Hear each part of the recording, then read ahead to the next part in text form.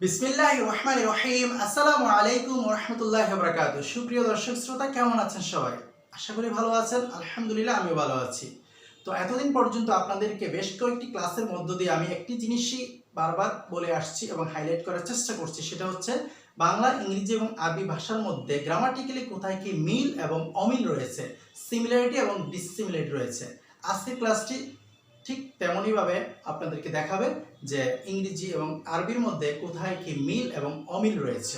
তবে আজকের ক্লাসটি আমার কাছে অনেক ইম্পর্টেন্ট, কারণ হচ্ছে আজকের ক্লাসটি নিয়েছি আমি টেন্স। আর আপনারা যারা ইংরেজি শিক্ষায় শিক্ষিত নো যে tense is the mother of English grammar. English grammar যদি আপনি শিখতে চান, অবশ্যই আপনাকে টেন্স আয়ত্ত করতে হবে। সো এই জন্য আমি বলছি ক্লাসটি অবশ্যই আপনাদের সবার জন্য অনেক ইম্পর্টেন্ট। বিশেষ করে নবম এবং দশম ক্লাসে আমি আপনাদেরকে বেশ কিছু টার্মস নিয়ে কথা বলেছি, যেগুলো অত্যন্ত গুরুত্বপূর্ণ ছিল এবং আপনাদের মধ্য থেকে অনেকে আমাকে জানিয়েছেন যে তারা অনেক উপকৃত হয়েছেন ক্লাসটি পেয়ে এবং তারা চাচ্ছেন এই ধরনের ক্লাস আরও কন্টিনিউ করা হোক। আমিও ইনশাআল্লাহ সিদ্ধান্ত নিয়েছি আপনাদের উপকারার্থে এবং নেক্সট জেনারেশন যাতে আমাদের ক্লাসগুলি পেয়ে আনন্দিত হয়, খুশি হয় এবং সহজে অনেক কিছু শিখতে পারে, সেই জন্য আমি ক্লাসগুলো ইনশাআল্লাহ কন্টিনিউ করব, যদি আল্লাহ তৌফিক দান করেন। তো আজকের ক্লাসে চলুন আমরা কি শিখতে যাচ্ছি এই জিনিসটি একটু দেখে নিই। সেটা হচ্ছে, আপনারা ইতিমধ্যে দেখতে পাচ্ছেন আমার বোর্ডে লেখা আছে কাল, মানে ইংলিশে বলা হয় টেন্স আর আরবিতে বলা হয় জামান। তো এই টপিকটা ইংরেজি, বাংলায় এবং আরবিতে প্রাথমিকভাবে তিন ভাগে ভাগ করা হয়েছে। প্রত্যেকটাতেই তিন ভাগে ভাগ করা হয়েছে, যেমন past tense, present tense, future tense. বাংলায় বললে হবে অতীতকাল, বর্তমানকাল, ভবিষ্যৎকাল, আর আরবিতে বললে হবে মাদি, হাল, মুস্তাকবেল। লক্ষণীয় হলো এখানে হাল এবং মুস্তাকবেলের সমন্বয়ে তৃতীয় আরেকটি ওয়ার্ড আমরা ইচ্ছা করলে ইউজ করতে পারি এবং এটাই করা হয় বেশিরভাগ, সেটা হলো মুদারে। অর্থাৎ মুদারে দিয়ে আপনি হাল মানে প্রেজেন্ট এবং মুস্তাকবেল মানে ভবিষ্যৎ দুটোকেই আপনি বোঝাতে পারেন। মুদারে শব্দটির অর্থই হচ্ছে স্তন, একই স্তন থেকে দুটি বাচ্চাকে দুধ পান করানোর মতো। এই জিনিসটি বোঝার জন্য আমি আপনাদেরকে আরেকটি এক্সাম্পল দিচ্ছি। যেমন আপনারা দেখতে পাচ্ছেন ফাদার প্লাস মাদার। ফাদার মানে বাবা, মাদার মানে মা, দুজনকে একসাথে আমরা বলতে পারি প্যারেন্টস। এরকম আরো চমৎকার ওয়ার্ড আছে ইংলিশে, যেমন হাজব্যান্ড ওয়াইফ, এদেরকে একসাথে বলতে পারি আমরা স্পাউস। আমি হাজব্যান্ড, আমি আমার ওয়াইফকে বলতে পারি she is my spouse, she is my wife. আমার ওয়াইফও আমাকে বলতে পারে হি ইজ মাই স্পাউস, মানে হি ইজ মাই হাজব্যান্ড। অর্থাৎ একই ওয়ার্ড দিয়ে আপনি দুটিকে মিন করতে পারেন। আরও আছে যেমন সিবলিংস। সিবলিংস হচ্ছে সিস্টার, ব্রাদার উভয়কে মিন করে। সো এরকম ইন্টারেস্টিং একটা ওয়ার্ড আমরা দেখতে পাচ্ছি এখানে মুদারে। মুদারে দিয়ে আপনি চাইলে হালকেও মিন করতে পারেন, আপনি মুস্তাকবেলকেও মিন করতে পারেন। সেই পরিপ্রেক্ষিতে আমি আপনাদেরকে যে জিনিসটি আজকে দেখাচ্ছি সেটা হচ্ছে, প্রথমে আমি আলোচনা করব মাদি নিয়ে, যেটা পাস্ট টেন্স। এবং এখানে অনেক ইন্টারেস্টিং ব্যাপার হচ্ছে, এই পাশে আপনারা দেখতে পাচ্ছেন তিনটি টেন্স আমি নিয়ে এসেছি ইংলিশে, আর এই পাশে বেশ কিছু প্রকার আমি দেখাচ্ছি। এই তিনটি টেন্সের সাথে একটু পরিচিত হয়ে নিই, পাস্ট সিম্পল আর পাস্ট কন্টিনিউয়াস আর হচ্ছে প্রেজেন্ট পারফেক্ট। তো যেই টেন্সগুলো অনেক ইম্পর্টেন্ট এবং আরবির সাথে মিলিয়ে আগে প্রয়োজন, সেগুলি আজকে আমি আলোচনা করছি শুধু। তার আগে আপনি একটু জেনে নিতে হবে ভার্বের তিনটা ফর্ম থাকে। ভার্বের তিনটা ফর্মকে আমরা বলি present form, past form, past participle form. এটাকে সংক্ষেপে বলতে পারেন V1, V2, V3। যেমন একটা एग्जांपल দেওয়া আছে ইট, এট, ইটেন। এরকম প্রত্যেকটি ভার্বের এরকম তিনটা ফর্ম আছে। ফর্মগুলো ভিন্ন ভিন্ন হয়ে থাকে, একই রকমেরও হতে পারে। এটা ডাইরেক্ট মুখস্থ করতে হবে। সো এই ব্যাপারে কোনো গ্রামাটিক্যাল নিয়ম নেই, সরাসরি আপনারা মুখস্থ করতে থাকেন এবং যত বেশি আপনি এই ভার্বের ফর্ম মুখস্থ করবেন, তত বেশি ল্যাঙ্গুয়েজটাকে আয়ত্ত করা আপনার জন্য ইজি হয়ে যাবে ইনশাআল্লাহ। So continue it please. তারপরে আসুন যে এই ফর্মগুলো আমরা টেন্সের মধ্যে 12টা টেন্সের মধ্যে ইউজ করে থাকবো। মাত্র আজকে তিনটি টেন্স নিয়ে আমি কথা বলছি, মোস্ট ইম্পর্টেন্ট তিনটি। সেটি হচ্ছে প্রথমে পাস্ট সিম্পল, আমরা পাস্ট ইনডিফিনিটও বলে থাকতে পারি। ইনডিফিনিট বলুন আর সিম্পল বলুন, অর্থ একই, সেটা হলো সাধারণ, মানে অতীতকালে সাধারণ যে কাজ আছে সেটা হলো পাস্ট সিম্পল টেন্স। এটার একটা স্ট্রাকচার বা গঠন প্রণালী আছে, সেটা হচ্ছে subject plus V2 plus object. শুরুতে সাবজেক্ট থাকবে, লাস্টে অবজেক্ট থাকবে। এটা কমন 12টা টেন্সে এটা আপনি পাবেন। মাঝখানে ভার্বের রূপের মধ্যে একটু পরিবর্তন আসবে। তো পাস্ট সিম্পল টেন্সে আমরা দেখতে পাচ্ছি V2, I ate rice, এটা হলো সাবজেক্ট, ate হলো V2 আর রাইস হচ্ছে অবজেক্ট। তারপর হচ্ছে দেখতে পাচ্ছেন পাস্ট কন্টিনিউয়াস টেন্স। কন্টিনিউয়াস মানে চলমান, আর চলমান চাকা দরকার। চাকা মানে হচ্ছে টেন্সে V1 এর সাথে ing যোগ করে দিতে হবে। তাহলে পুরো স্ট্রাকচারটা হচ্ছে subject plus was wire plus V1 plus ing plus object. Example হচ্ছে আই ওয়াজ ইটিং রাইস, আমি খাচ্ছিলাম, এটা হলো অতীতে চলমান চলছে এরকম কাজকে মিন করার জন্য এই স্ট্রাকচার আমরা সেন্টেন্স লিখবো, তাহলে এটা সঠিক হবে। 3 নম্বর হচ্ছে প্রেজেন্ট পারফেক্ট। এই দুইটা পাস্ট ছিল, এটা হচ্ছে প্রেজেন্ট পারফেক্ট নিয়ে এসেছি, কারণ হচ্ছে আরবি টপিকের উপরে আজকে আমি বেস করে ইংলিশটা নিয়ে এসেছি। সো প্রেজেন্ট পারফেক্ট কাকে বলে? একটি কাজ কমপ্লিটেড, ডান, মানে হয়ে গেছে, কাজটা হয়ে গেছে, কিন্তু এই রিলেটেড সেকেন্ড আর কোনো কাজ হয়নি, যার ফলে কাজটির ফলাফল এখনো রিমেইনিং আছে, এটাকে প্রেজেন্ট পারফেক্ট টেন্স বলে। স্ট্রাকচারটা হচ্ছে সাবজেক্ট প্লাস হ্যাভ অথবা has plus V3 plus object. I have eaten rice অর্থ হলো আমি ভাত খেয়েছি। এক নজরে আমরা এই তিনটি টেন্স চিনে নিলাম, দেখে নিলাম। এবার আমরা দেখব সিমিলারিটি এবং ডিসিমিলারিটি কোথায় আছে। দেখুন, অনেক মজার এবং ইন্টারেস্টিং কিছু তথ্য আপনারা এখানে দেখতে পাবেন। প্রথমে আমি নিয়ে এসেছি মাদি মুতলাক। মাদি মানে পাস্ট, মুতলাক মানে ইনডিফিনিট, মানে হচ্ছে সাধারণ। তার মানে অতীতকালের সাধারণ যে কাজ সেটা হচ্ছে মাদি মুতলাক। ফাআলা সে করলো, নাসরা সে সাহায্য করলো, কাতাবা সে লিখলো, দরাবা সে মারলো। সো এরকম অসংখ্য উদাহরণ আমরা নিয়ে আসতে পারবো যেগুলি হচ্ছে অতীতকালে সাধারণভাবে গঠিত হয়েছে। সো এটাকে বলা হয় মাদি মুতলাক, যেটাকে আমরা ইংলিশে বলি পাস্ট ইনডিফিনিট টেন্স অথবা পাস্ট সিম্পল টেন্স। তারপরে আসুন, আমি দেখতে পাচ্ছি মাদি বাইদ। বাইদ মানে দূরবর্তী। সো মজার ব্যাপার হচ্ছে ইংলিশে এরকম আর কোনো প্রকার নেই যে অতীতের, কাছের, দূরের, মাঝখানের, এরকম কোনো ব্যাপার নেই। অতীত মানে অতীত। সো আজকের আগে যা কিছু হয়েছে সব অতীত হয়ে গেছে।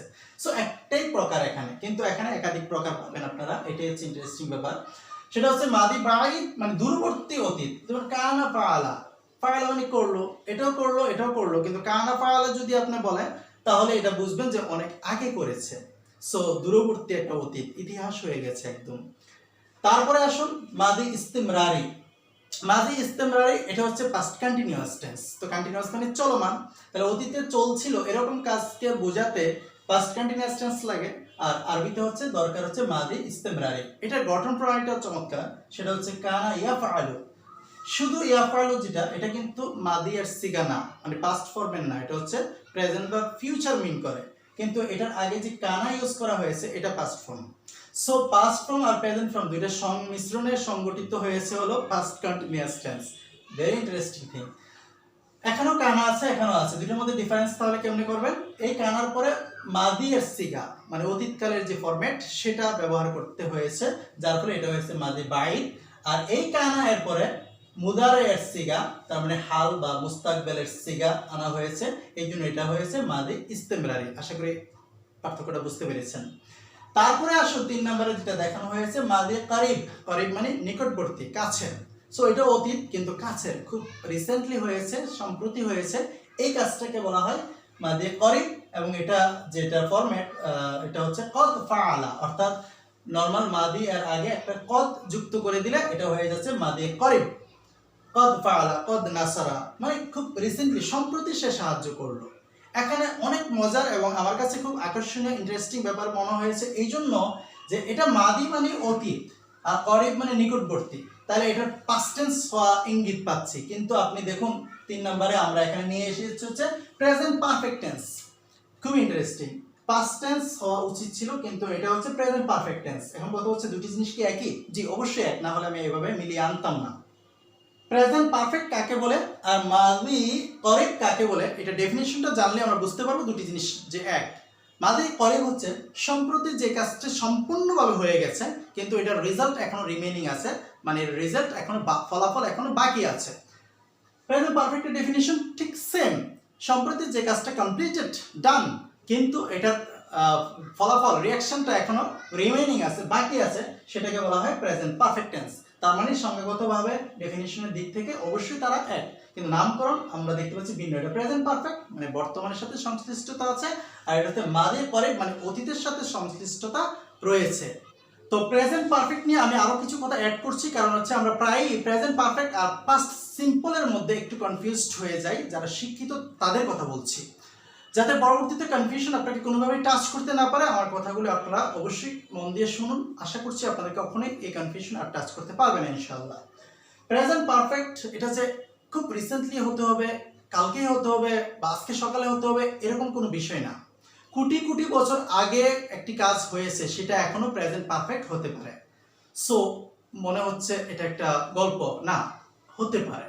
বাস্তব উদাহরণ দিচ্ছি, সেটা হচ্ছে আমরা বলি আল্লাহ তাআলা পৃথিবী 6 দিনে সৃষ্টি করেছেন, এটা কোরআনে আছে, আমরা বিশ্বাস করি as a Muslim, we believe it.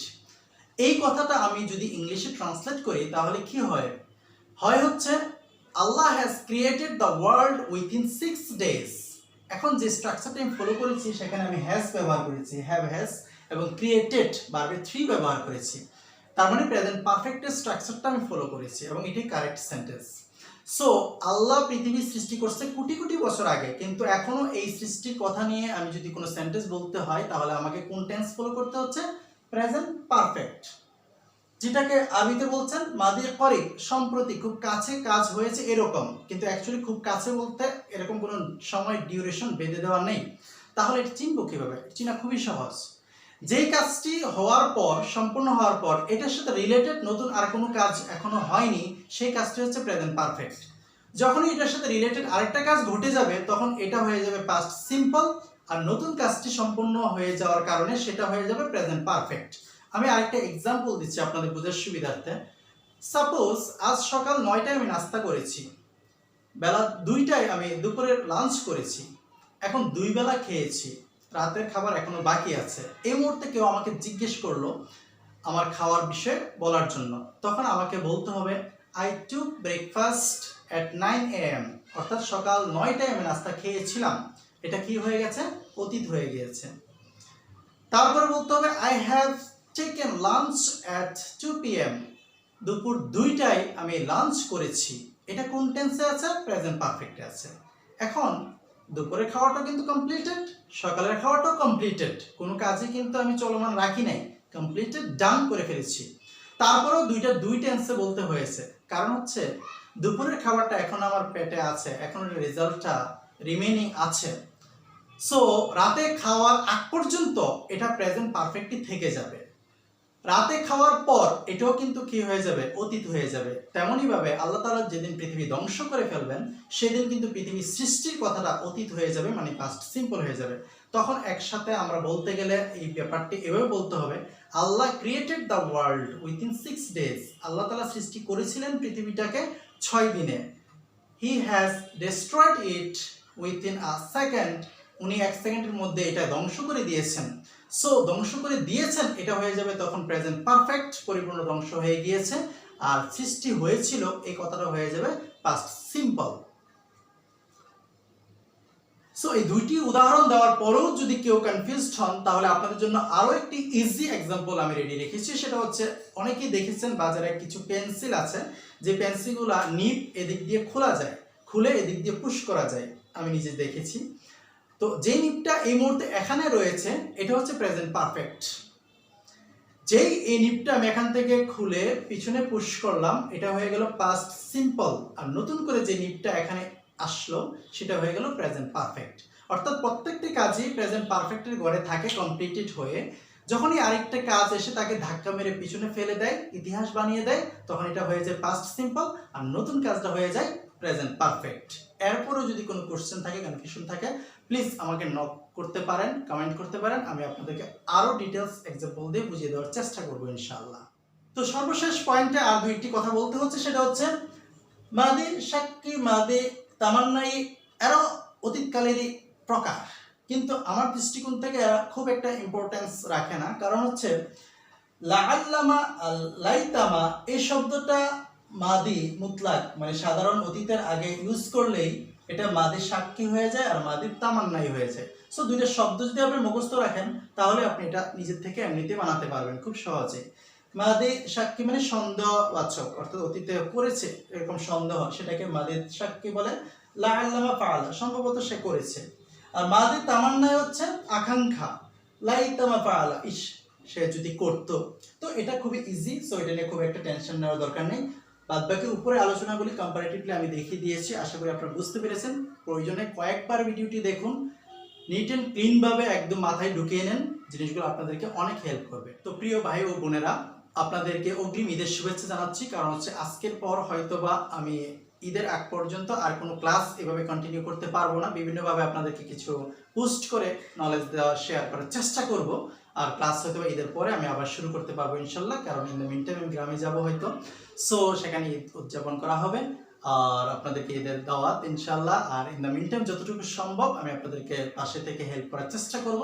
তবে এইভাবে ক্লাস অ্যারেঞ্জ করে আপলোড দিয়ে আপনাদেরকে হয়তো বা এই মুহূর্তে আমি আর কন্টিনিউ করতে পারছি না, বাট কথা দিচ্ছি ঈদের পরে ইনশাল্লাহ আপনাদের সাথে থাকবো এবং পরবর্তীতে আরও সুন্দর সুন্দর টপিক নিয়ে আপনাদের সাথে কথা বলবো। শেয়ারিং কেয়ারিংয়ের মধ্যেই আমাদের নলেজ গ্যাদার হবে, নলেজ এক্সপান্ড হবে। সো আমরা চেষ্টা করব প্রত্যেকটা ভিডিও আমি নিজে দেখব, শিখব, অপরকেও দেখার শেখার সুযোগ করে দিব। বিনিময়ে আমরা পৃথিবী পার্থিব কোনো কিছু চাই না, আমরা আল্লাহর সন্তুষ্টি এবং আল্লাহ যদি এই নলেজ শেয়ারিং কেয়ারিংয়ের কারণে আমাকে পুণ্য দান করে, সেটাই হবে আমার সবচেয়ে বড় চাওয়া এবং পাওয়া। ওমা আলাইনা ইল্লাল বালাগ। আসসালামু আলাইকুম ওয়া রাহমাতুল্লাহি ওয়া বারাকাতুহু।